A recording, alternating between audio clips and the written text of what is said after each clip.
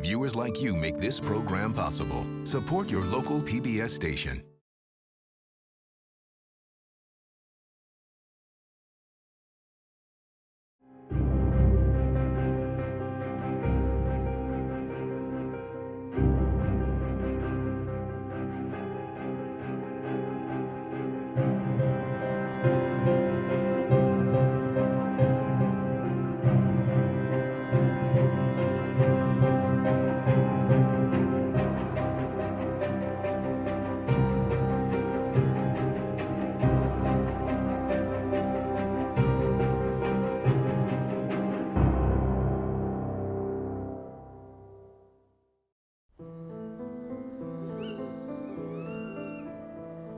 Frederick Douglass had heard the stories. Every slave had. Whispered accounts of fugitives running from the slave catchers for nights on end, coming within sight of freedom, only to hear the hounds closing in. Fugitives starving, freezing to death, being torn apart by wild animals. Everyone knew what would happen if you were caught. Flogging, branding, elaborate tortures designed to strike terror into any other would-be runaways. Some lost hope and returned to their masters. Others killed themselves rather than go back to slavery.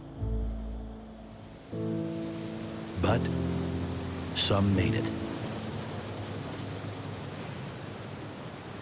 In the fall of 1838, Frederick Douglass leapt aboard a train in Baltimore, slipped through the gauntlet of slave catchers prowling the border between slave and free states, and finally boarded a ferry bound for New York City. Only 24 hours removed from slavery, Douglass found himself wandering among the dazzling wonders of Broadway. A free state around me, and the free earth under my feet. What a moment this was for me. A whole year was pressed into a single day. A new world burst upon my agitated vision. Douglass had planned his escape with the help of Anna Murray, a free black woman he had met in Baltimore. Anna had sewn his sailor disguise and sold her feather bed to give him the money he needed. As soon as she joined him in New York, they were married in a safe house by a fellow runaway. There was no time to rest. New York was crawling with bounty hunters. With $5 to their names, Frederick and Anna headed further north. Their destination was New Bedford, Massachusetts, a whaling town known as an abolitionist stronghold, with a large population of free blacks and runaway slaves. Frederick and Anna clawed their way out of desperate poverty and built a life for their growing family. For 3 years, Douglass shoveled coal, cut wood, and loaded ships, often working 2 shifts a day. He did make time to attend anti-slavery gatherings and was an avid reader of the most prominent abolitionist newspaper of the day, William Lloyd Garrison's The Liberator. I not only liked, I loved this paper and its editor. He seemed a match for all the opponents of emancipation. Its words were few and full of holy fire. When Douglass heard that Garrison was going to address an anti-slavery convention in Nantucket, he took a rare few days off and boarded a ferry for the island. As Douglass listened to the proceedings, a friend from New Bedford unexpectedly called on him to speak. As I made my way to the stage, Douglass recalled, I was shaking in every limb.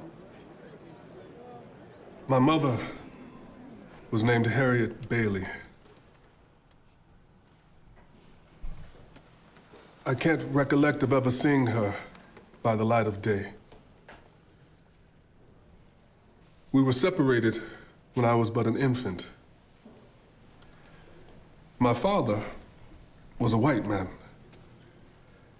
It was whispered that my master was my father, but of this, I know nothing. What I do know is that my master was a very cruel man.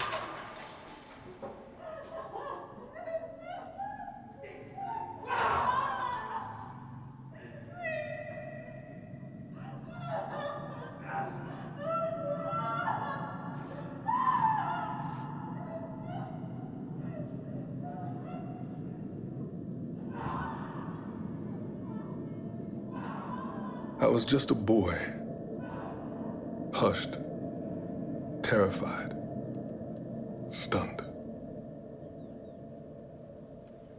That is slavery.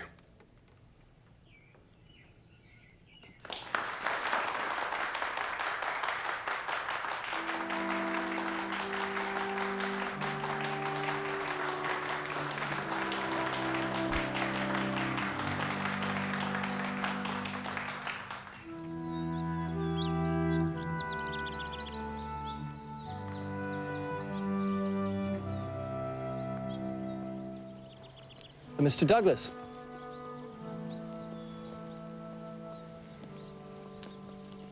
I have never seen an audience so captivated. I myself was carried away, as you saw. I was so nervous I could barely stand. You were wonderful. If you don't mind my asking, how did you first realize that you were a slave? Slowly. I was raised by my grandmother. We lived far from the slave quarters, and so I didn't know what went on there. And one day when I was 6 years old, my grandmother was told to walk me to the workhouse near the master's place. She sent me over to play with the other children and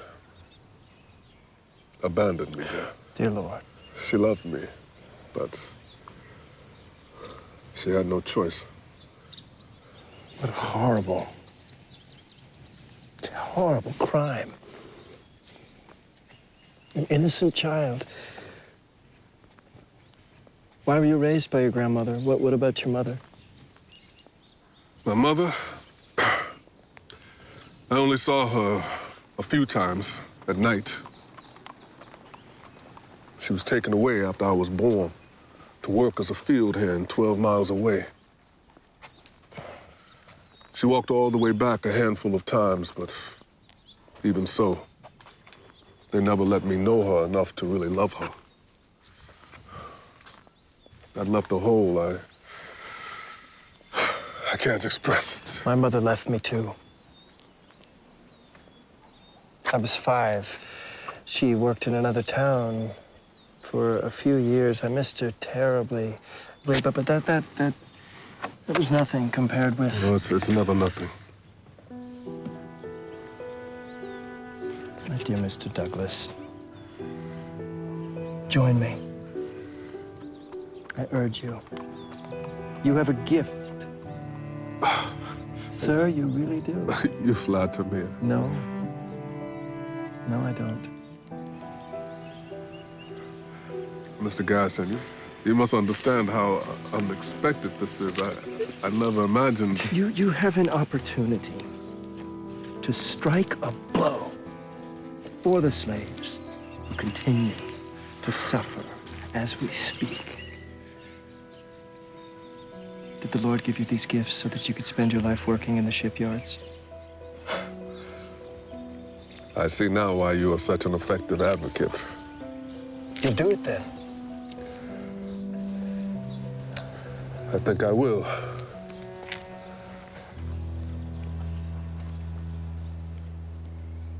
Put on the whole armor of God. Douglas's new life was fraught with danger. He was a fugitive. By speaking out in public, he risked capture by bounty hunters. But he understood that his testimony could help transform the struggle. Garrison and his followers had failed to convert the slaveholders. Now, they hoped to deprive them of their financial and political support in the North. Douglas and his fellow agents were sent out to recruit the foot soldiers for this campaign, the men and women who would organize boycotts, raise money, and petition Congress. You must not give or take any quarter. You must cleave slavery to the ground.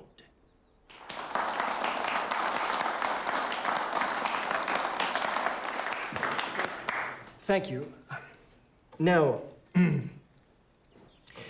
I would like to introduce to you a graduate from the peculiar institution. He can bear witness to the true nature of that institution. His diploma is written on his back. Mr. Frederick Douglass.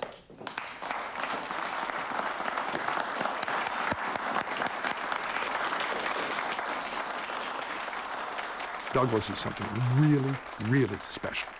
Tell your story, Frederick. And Garrison can sense that this is a way to really make the abolitionist cause incarnate. Many of the audience members had never, ever seen a slave, let alone been to the slave South. So to have a person like Douglass gave the anti-slavery cause teeth. It gave it authenticity. It gave it a new voice. Over the course of a few months, Douglass traveled 3,500 miles. The campaign was bearing fruit. Northerners were flooding Congress with anti-slavery petitions. When the House passed a gag rule forbidding their consideration, it added to Northern suspicions that the government was operating for the benefit of slaveholders. Abolitionists had driven another wedge into the fractures of the Union. But for Douglass, that wasn't enough. He wanted to effect change directly. When he heard that a fellow runaway had been captured, he saw a chance to enlist Garrison and his followers. Dear friend Garrison, slavery, our enemy, has landed in our very midst. George Latimer has been hunted down like a wild beast and imprisoned in Leverett Street Jail. George Latimer had arrived in Boston in the fall of 1842, only to be thrown in jail at the request of a Virginia planter. Boston has become the hunting ground of merciless man-stealers. We need not point to the sugar fields of Louisiana or to the rice swamps of Alabama for the bloody deeds of this soul-crushing system, but to the city of pilgrims. Garrison and the other abolitionists took up the call.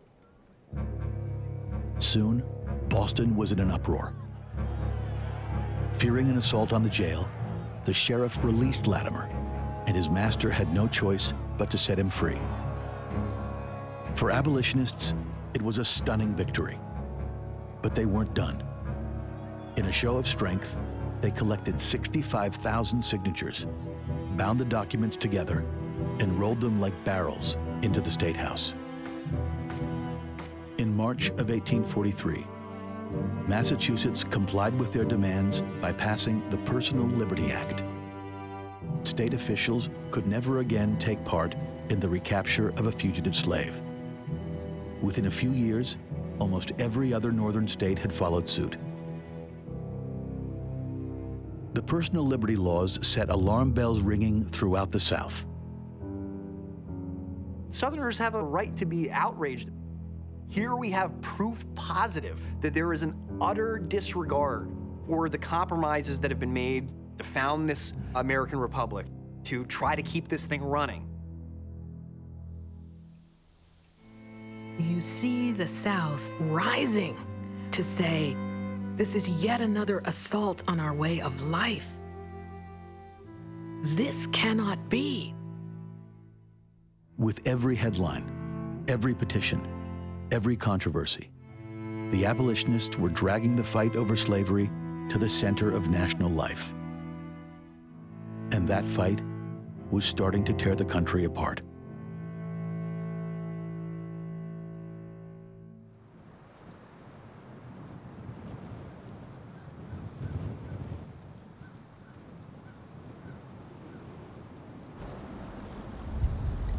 By the winter of 1845, Frederick Douglass had been touring the anti-slavery circuit for 4 years.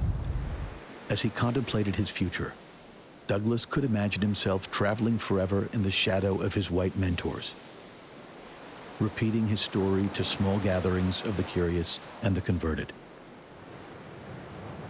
Tell your story, Frederick, would whisper my friend William Lloyd Garrison as we stepped upon the platform.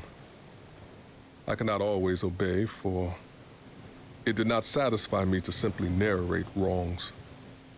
I felt like denouncing them. Besides, I was growing and needed room. That winter, Douglas decided to reach out to a vast new audience. Throwing caution to the winds, he published the story of his life.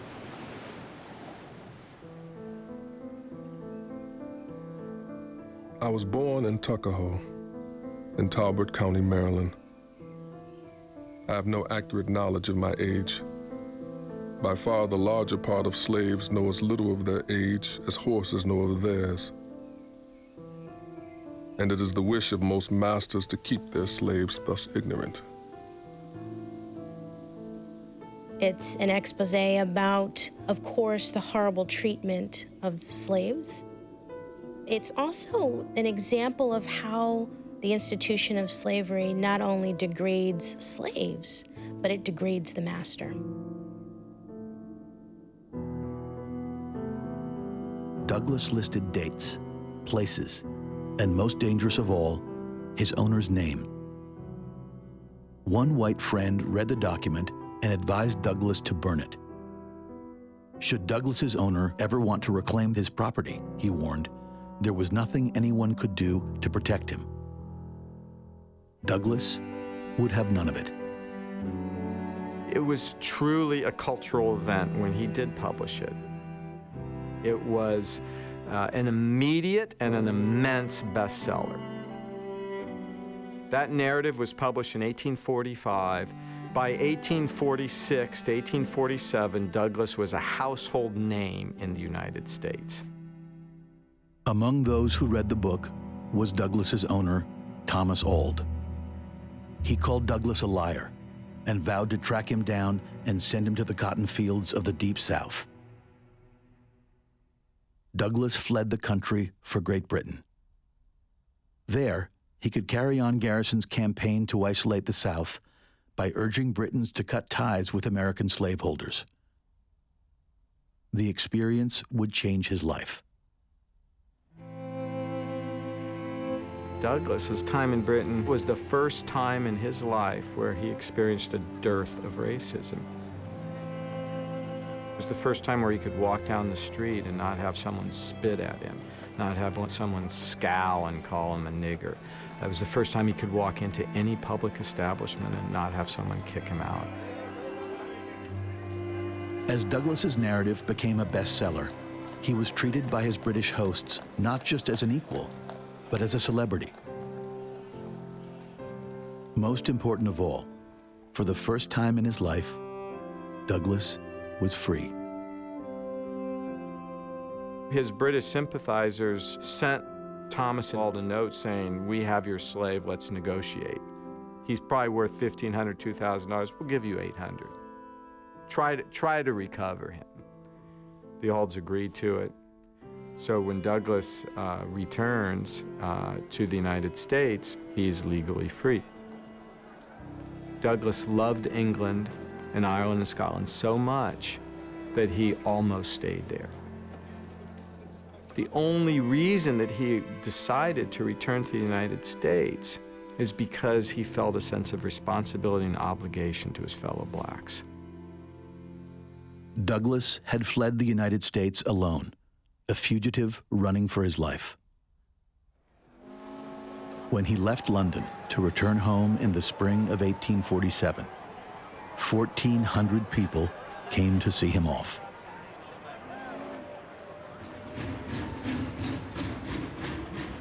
Shortly after landing in Boston, Douglas joined Garrison for a speaking tour of Ohio. "I seem to have undergone a transformation," Douglas told his old mentor. "I live a new life." At each stop, Garrison was reminded that his protege was coming to eclipse him. At one of their first appearances, Garrison couldn't even finish his speech as the audience drowned him out with chants of "Douglas, Douglas." And Douglas had a secret. His friends in Britain had raised money so that he could launch his own anti-slavery newspaper. He quickly realized that Garrison and his allies were vehemently opposed to the notion, so Douglas kept his old mentor in the dark.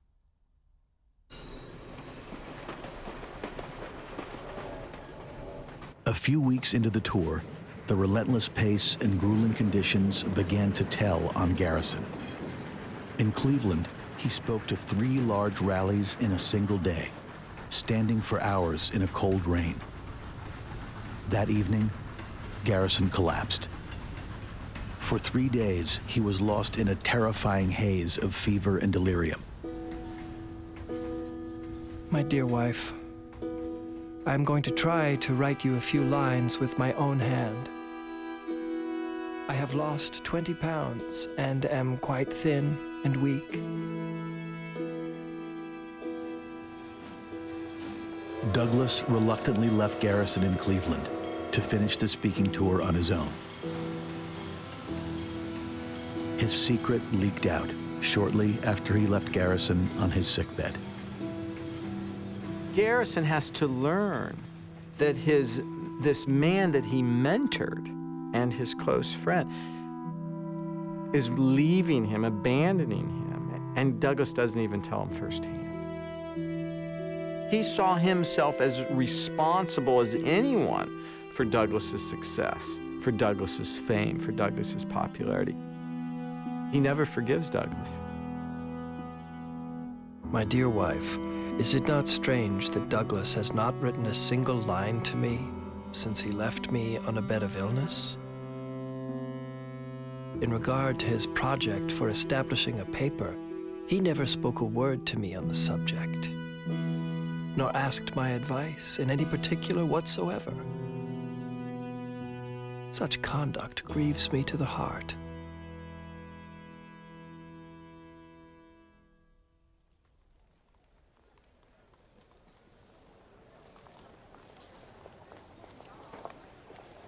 In the fall of 1847, a few weeks after leaving Garrison, Douglas moved to Rochester, New York.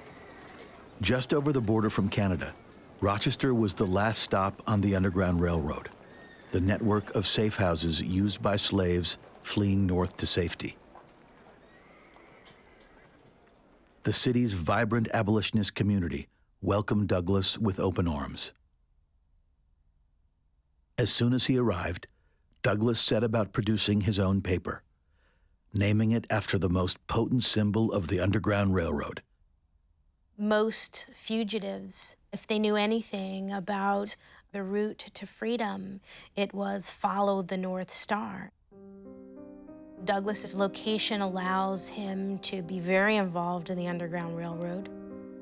He wrote that in the mornings he would come and find 10 or 11 fugitive slaves sitting on the doorstep, waiting for him to arrive in his office so that he could help shuttle them to Canada. For the first few months, Douglas's newspaper hemorrhaged money. He had few subscribers and no experience as either a printer or a businessman. He mortgaged his house to pay his debts and looked about to give up when a friend arrived from Britain to help. Julia Griffith's editorial skills and business savvy kept the North Star afloat. But her appearance in Rochester sparked rumors, and when she moved into Douglas's home, those rumors blossomed into a full-blown scandal. Douglas brushed the talk aside. He was invigorated in his new surroundings.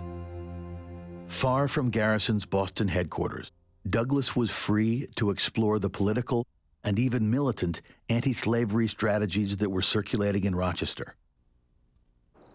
As he did so, he made the acquaintance of a man whose name he had heard in whispers, failed tanner and fervent abolitionist John Brown. May I get you anything else, Mr. Douglas? Thank you. No, Mrs. Brown. A meal like this is a rare pleasure these days. The pleasure is ours, Mr. Douglas. I'd hoped to meet you long before this. I'm flattered, sir. Your speeches have been an inspiration to us. I do wonder, though, whether speeches will ever be enough. What do you mean, sir? You've been at this for years. Freedom is a long road, Mr. Brown. I don't know any shortcuts. I do. Douglas? I do. Sir.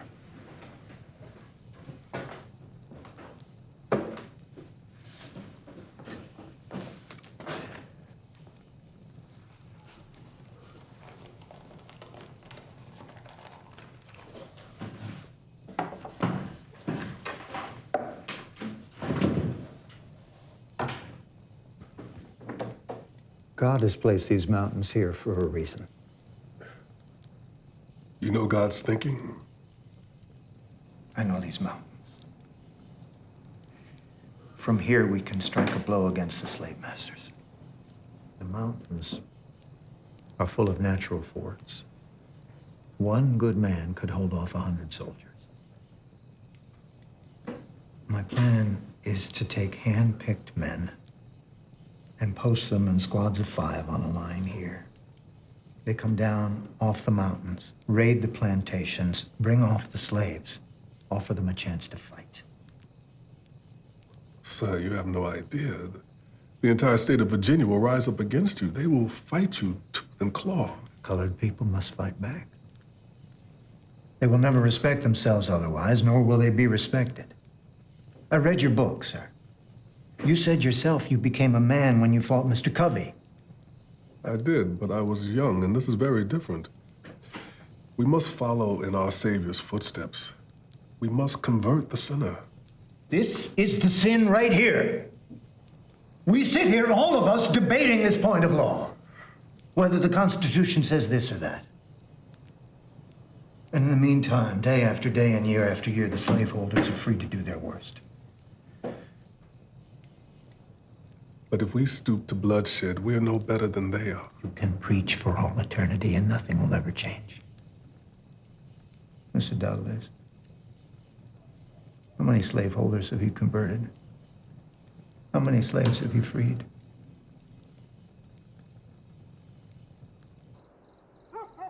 John Brown had a very beguiling personality. He was a stunning man. His sense of moral commitment was vivid and overwhelming. He was the real thing. And to a Frederick Douglass, he was also the real thing in terms of actually believing about as deeply as anybody Douglass had ever met in racial equality. Soon after their meeting, Douglass described Brown in the North Star as someone who, though a white gentleman, is as deeply interested in our cause as though his own soul had been pierced with the iron of slavery. Slaveholders have forfeited even the right to live. And if the slaves should put every one of them to the sword tomorrow, who would say that they deserve anything less than death?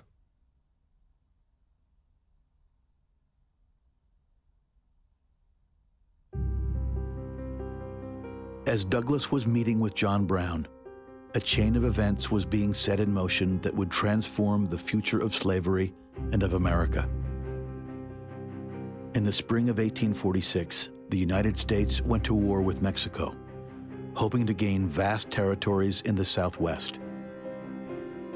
Abolitionists bitterly opposed the war as an attempt to expand slave territory, but they were swept away by a national tide of patriotic enthusiasm.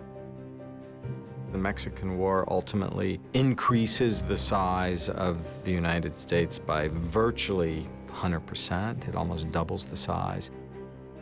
And the big question is, what are we going to do with all this land acquired from Mexico? Slave owners wanted it all to be slave territory. Anti-slavery Northerners all wanted it to be free territory. The Mexican War unshucked slavery. It just took it out of its shell. All those efforts to contain this issue couldn't work anymore.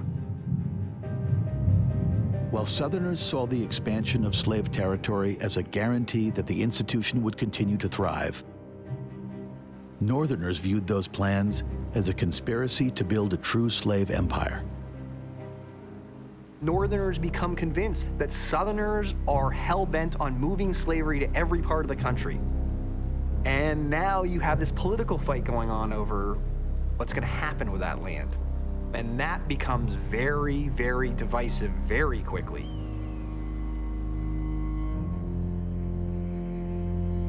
Through 1847 and 1848, the question of the new territories festered. In the answer to that question lay the country's destiny.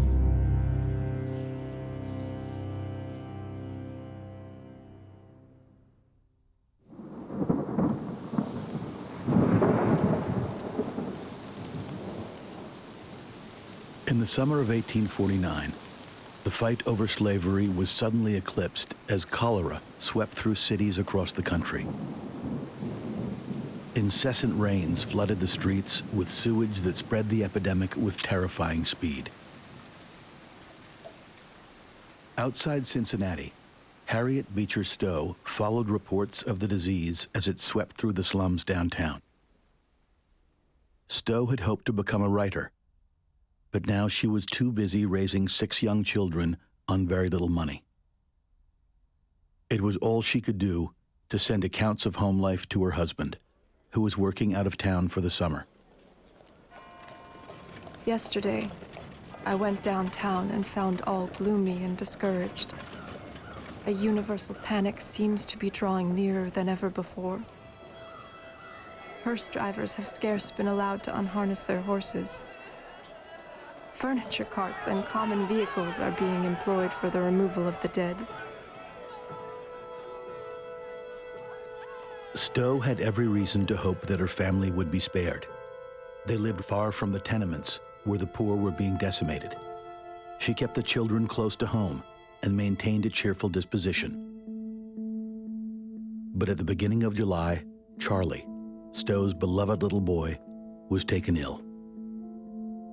She called him her summer child.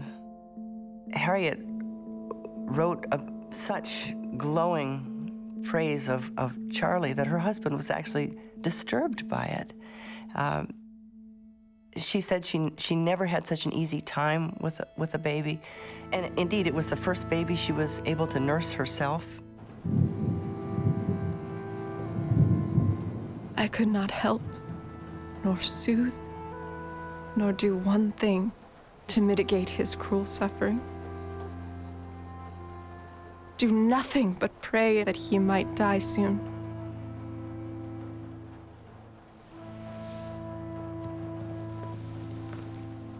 And it was a terrible disease. You lost all the fluids in your body, you were racked by convulsions, and there was nothing that anybody could do.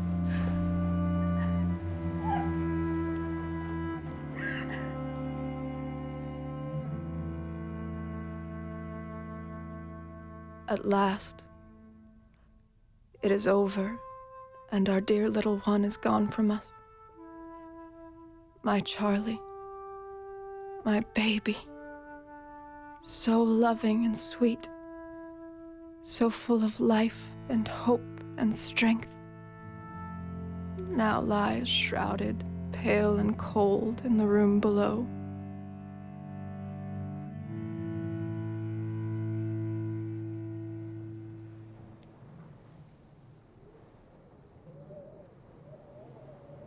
In the Calvinist scheme of things, if God sent you suffering, it was because he loved you and he wanted to teach you something.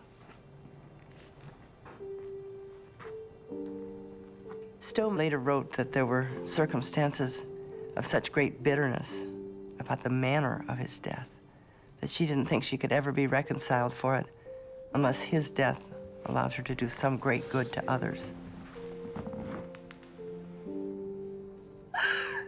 For Harriet Beecher Stowe, the wound of Charlie's death would never heal.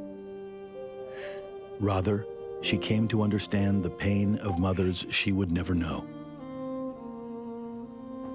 It was at his dying bed and at his grave that I learned what a poor slave mother may feel when her child is torn away from her. She was really fueled by the grief for her baby, but I suspect too, perhaps anger at a Calvinist God.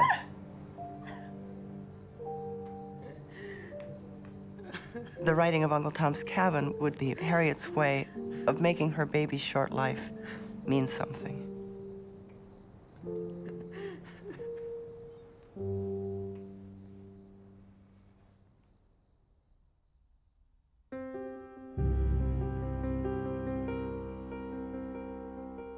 In the spring of 1850, the question of the territories seized in the Mexican War finally exploded in the gravest crisis in the nation's history.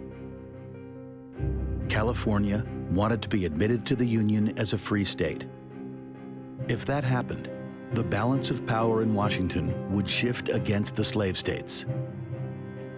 Southerners perceived a mortal threat and talked openly of secession.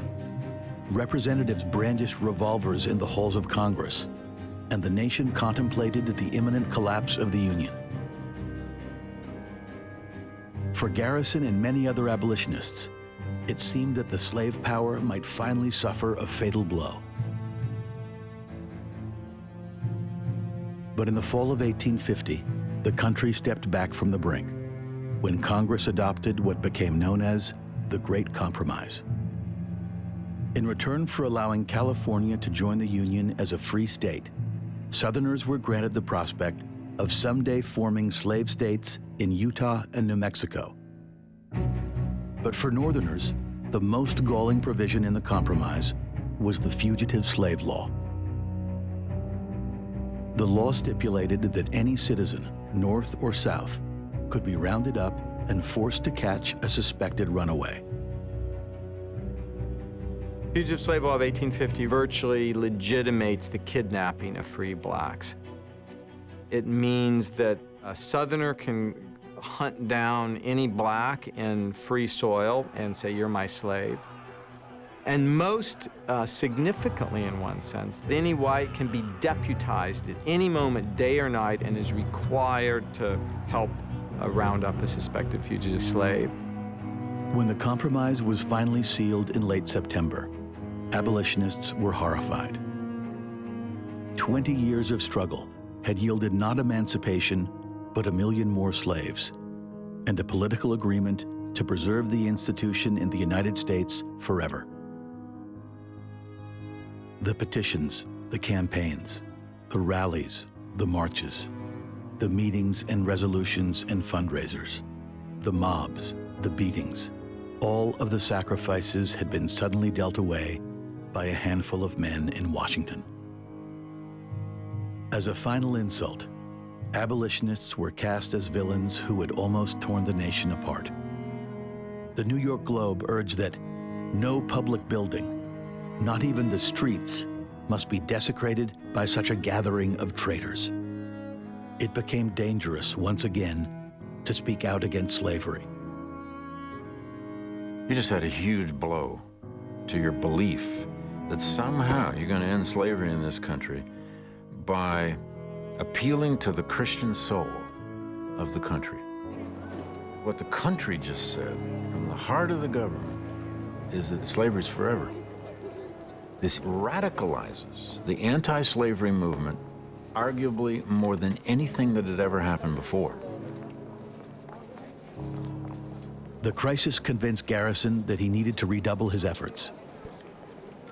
From Boston, he directed an energetic campaign of meetings, petitions, and publicity. But for many abolitionists, Garrison's old tactics seemed hopelessly inadequate. Frederick Douglass, for one, had begun to question his own faith in a peaceful end to slavery and in American democracy itself. Your boasted liberty is an unholy license. Your national greatness, swelling vanity. Your shouts of liberty and equality, hollow mockery. Your prayers and hymns are fraud, deception, impiety, and hypocrisy. A thin veil to cover crimes which would disgrace a nation of savages. There's not a nation on earth guilty of practices more shocking and bloody than are the people of the United States at this very hour. It is not light that is needed, but fire. It is not the gentle shower, but thunder. We need the storm, the whirlwind, and the earthquake. Douglass needs for slavery to be eradicated, and he needs it to happen as quickly as possible.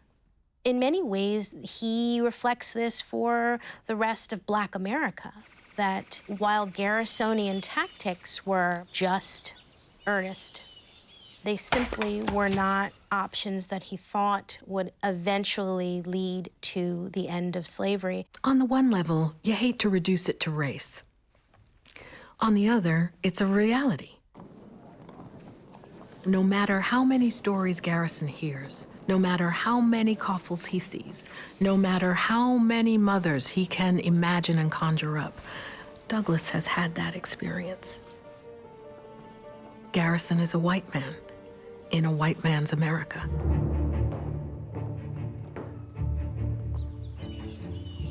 When Douglass questioned Garrison's doctrines at a meeting of the Anti-Slavery Society, he was branded an enemy. A volley of insults and allegations appeared in the Liberator.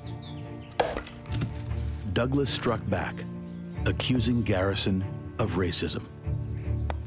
The final blow came when Garrison published ugly insinuations about an affair between Douglass and Julia Griffiths.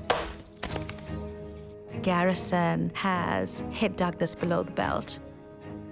It's like a family quarrel where they're airing each other's dirty laundry, and it's not a pretty sight. Mr. Garrison has seen fit to invade my household and has sought to blast me in the name of my family. Griffiths would eventually bow to the pressure and move back to England. But for the remainder of the 1850s, William Lloyd Garrison and Frederick Douglass would not speak to each other.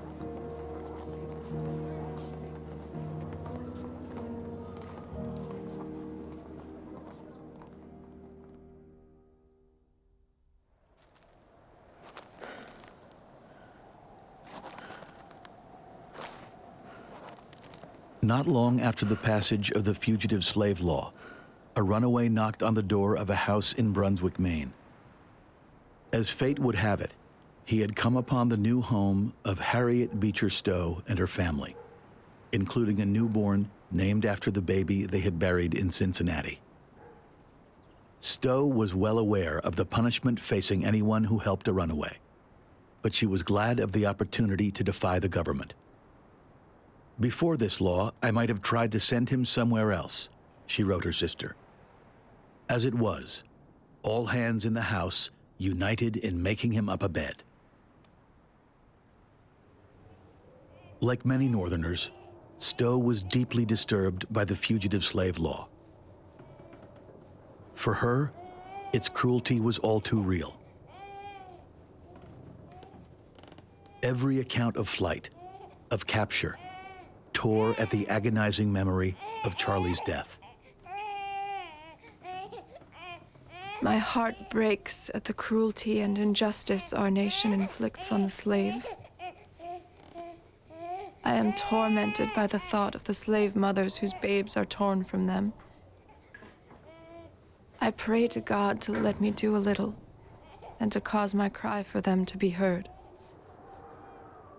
Leaving Cincinnati allowed Harriet to look back at those 18 years there and to process that experience of the slave riots, Charlie's death, the Fugitive Slave Law, and it all came together in a vision. Instead of Christ on the cross, she saw an image of a slave being whipped. And she wrote the ending of Uncle Tom's Cabin when Uncle Tom dies. And when she read it to her family, they were all crying and they said, "Mama, you've got to write the rest of the story." On March 20th, 1852, a publisher released a book on a difficult subject by an unknown author.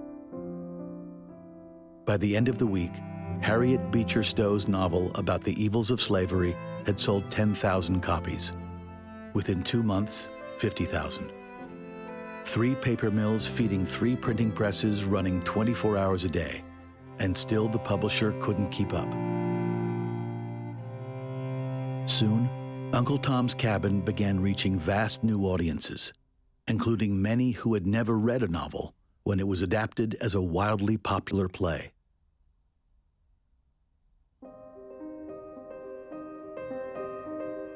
In Uncle Tom's Cabin, Harriet Beecher Stowe made millions of Americans see slavery for the first time through the eyes of its victims. The mother whose child was to be sold away. The boy watching helplessly as his sister is whipped. The runaway Eliza fleeing with her baby across the Ohio River, only one step ahead of the slave catchers. And it was said that when the novel was put on stage, there was not one dry eye when Eliza reached the other side of the river. And Harriet knew that if she could get that response from her readers, she didn't need to make arguments about slavery.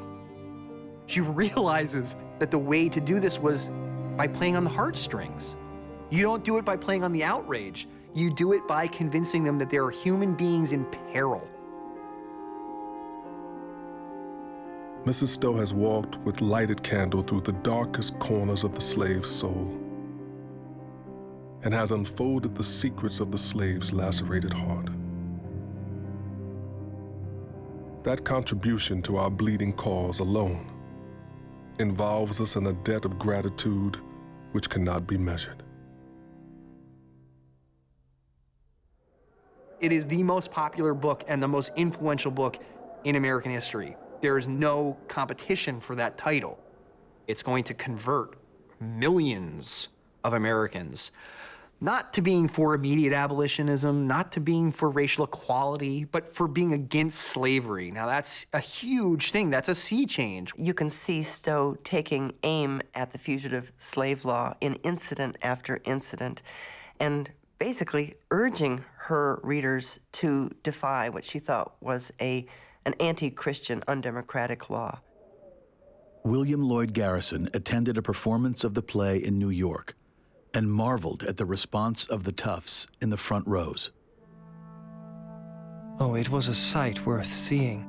Those ragged, coatless men and boys in the pit, the very material of which mobs are made, cheering the strongest and sublimest anti-slavery sentiments. Uncle Tom's Cabin triggered a wave of defiance to the fugitive slave law. Armed mobs broke into jails to release fugitives and even murdered slave catchers. And in the spring of 1854, this wave of resistance came to a head when the national battle over slavery suddenly focused on a solitary prisoner in Boston's city jail. Anthony Burns had fled Virginia and slavery by stowing away on a ship bound for the North. He had avoided capture for months until a letter home revealed his whereabouts. When news of the arrest filtered out, Boston erupted in anger. While one group tried to halt the proceedings through legal maneuvers, black and white activists mounted a desperate assault on the courthouse where Burns was being held. The attack was driven back by club-wielding policemen, but not before a guard was shot and killed.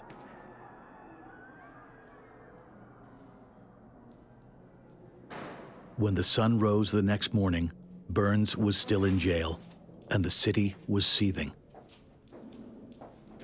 When news of the upheaval reached Washington, President Franklin Pierce, an ardent Southern sympathizer, demonstrated the government's resolve.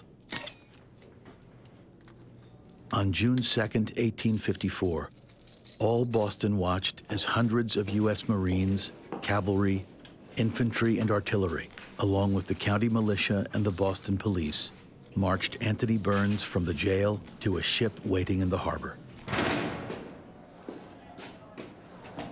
For Garrison, the work of abolition was about trying to make people come to a moment of conscience and act accordingly.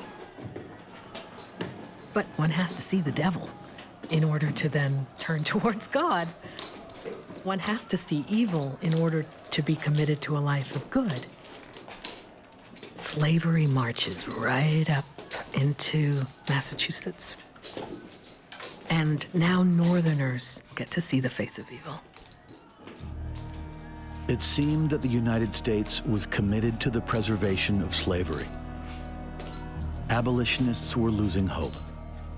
They couldn't see that already they had shifted history By refusing to disappear, to be silenced, to accommodate, they had forced millions of Americans to take a stand on slavery, one way or the other.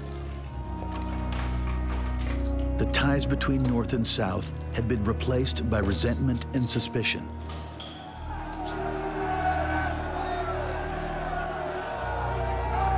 Garrison, Douglas, Stowe, and their fellow abolitionists couldn't know it, but their long struggle had passed a tipping point.